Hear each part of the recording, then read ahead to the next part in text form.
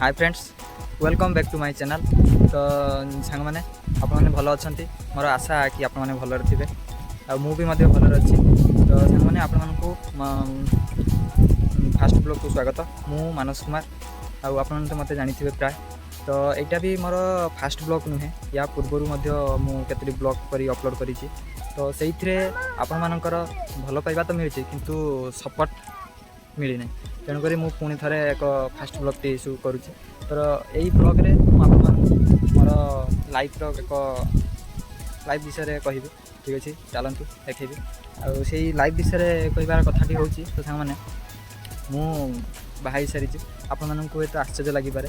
मोर गोटे स्त्री अच्छी और 2.5 वर्षर गोटे पुटे अच्छी। तो चलतु देखी से मोर फैमिली यही देखिपे।